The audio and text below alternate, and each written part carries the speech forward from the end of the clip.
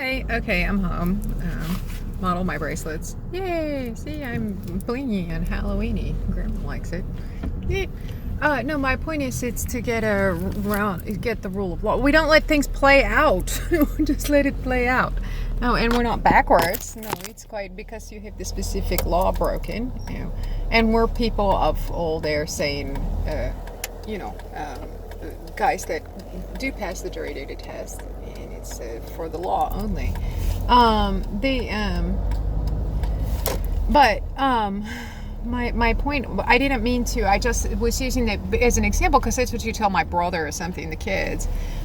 You know, oh my God, the whole summer. You know, well, goodness, the whole summer. It's like Dawson's Creek around here, the drama level.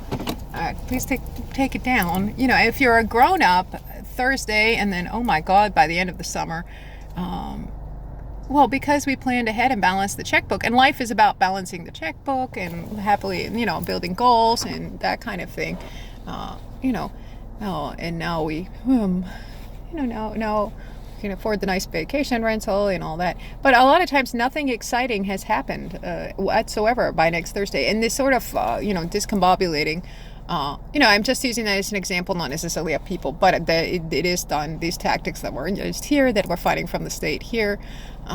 You know, it's just like, you know, not to be, you can call me Satan and Phantom, and I've stuck firecrackers in my beard and I've lit them, and I'm riding around, you know, with a pillowcase in my head holding a jack-o'-lantern and telling people I'm the headless horseman, or, you know, I don't know. And we're in a topsy-turvy world or something, you know, get it? You know. Okay, you know, no, and I can do all this stuff. I mean, we don't just let things play out either, as far as hence the, no, and it's not in topsy-turvy world, otherwise you get charged with whatever the heck you did, as far as any kind of law enforcement. No, you know, if you get a domestic violence call, and here's, you know, completely sober, you know, Patty, and here's completely what on earth is going on with you, if you arrest Patty, who's on her way to her job as a 57-year-old, you know, doing something, you know, completely sober, and kill their poodle or something, then you know, and don't arrest the other guy, you know, or then he comes back and kills her or something, you know, and it was, you know, quite obviously, then you get fired and charged yourself, you know, and we don't just leave and let you know, we don't let things play out, you know, oh, crime, hey, let's just let this play out completely and see. You know, okay, I'm not even sure what, you know, we're supposed to be in first world. What would happen if we let that play out? Not to, you know, we're way, you know, it's not that kind of novel around here. Good Lord. You know, it's not State Crime, the novel from hell or something, you know. You know, that's nice. But anyway, another thing I wanted to say, they should get pictures of Tanya Sherman. We don't want anybody stalking poor Tanya, who looks again like the cover girl for Vogue. You know, it's one of these double takes again. Nope, it's still Daryl Hannah. Goodness. He keeps doing that. I swear to God, it's one of these things that can't possibly be. It's in offender logic. So you're saying you're hot. We got lots of hot girls. And you're like, it can't possibly be. Nope, yep, it is. Well, goodness. Oh, okay. I don't see how that's relevant. But yeah, Tanya, double take. No, it's still Daryl Hannah. And they should get pictures of Tanya in her hospital bed with her head. She must have needed, after the 30-year-old meth addict and dealer, Tanya does no drugs, apex high head cheerleader, would smoke a little bit of weed, but I mean, meth is completely out of their frame of reference. You know, there's a lot once you're in the jail, they tossed her in a cell the entire time with Misty Gonçalves, I think, or was her last name at the time. The girl must have been 300 plus pounds. I mean, at least 300 pounds. Half Mexican, or, you know, of Latino, real rough, you know, one of these, you know, total meth addict. I mean, it's just really like the biggest, scariest, unfortunately, it's just a nice enough person. But Jesus, in this tiny box with her, you know, her parents are on the phone the whole time. You know, yeah, this guy, like Saw 3 level, from hell, you know. And I mean, that's the point of the, you know, the courts. It's we don't just, in these roundtable discussion, everything else. But I mean, anyway, the law of it, the roundtable discussion is why how these things work, and the laws specifically themselves. I mean, that we're just not enforcing the law or living under it. We're AWOL. I mean, that itself is a very serious crime. But pictures of Tanya in her hospital bed after Leo. Tanya killed her date rapist with her head. I'm not sure Tanya did anything at all. That's another one of these really weird cases. I don't understand why the 21-year-old girl, somewhere between the third and fourth drink, didn't remember anything at all whatsoever. Meth is not, it's in their town, but if you're in the jail, my goodness, it's a frame of reference. No, and Misty is the biggest total meth addict, intravenous meth user, scariest county jail person, bless her heart, and 24 years old. But a mess. So, I mean, it was just, really, let's toss her in with Big Zed, basically. But fortunately, Misty is not. So actually, Misty is a person who was fine. Jesus Christ.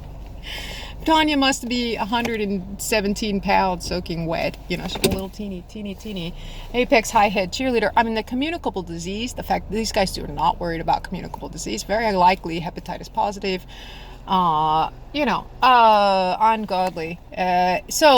But, pictures of her in the hospital bed after Leo, the meth dealer, who was 30, who her parents had to hire a private investigator. Turned out, actually, he was that.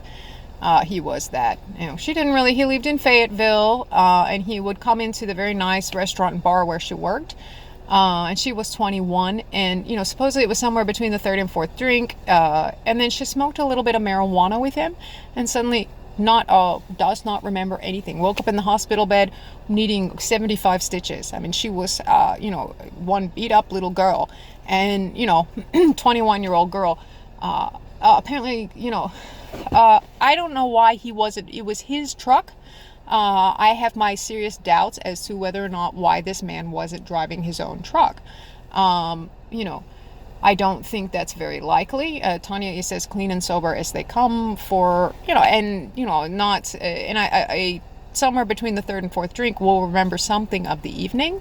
I think he put something in her drink. The meth dealers, this guy turned out to really, really be a meth person. She did not know this. He had a job, working, had money, things like that. And she just, he was very, very, very interested in Tanya. For date rapist. He was a date rapist. But I don't understand why he wasn't driving his truck and why she remembers nothing at all, which was completely the case. So maybe he put something in the joint. Meth dealers have GHB. I think they're all coming, a lot of them are coming in with it because it helps them come down, and he's actually really, really serious. He would turn out to be a drug addict. A county jail population person. And I don't understand why the 30-year-old is letting the 28-year-old drive his truck, or I'm sorry, the 21-year-old girl drive his truck. Yeah, this is not a likelihood. Who is so suddenly unconscious somewhere between the third and fifth drink, which she didn't mean to drink, but he was really pressuring and trying to buy her and trying to get her somewhere between the third and fourth drink. You could accidentally overdrink as a kid and you still remember, and Tanya's a very good doobie. She would never do that again. She'd be like, oh my God, what did I do?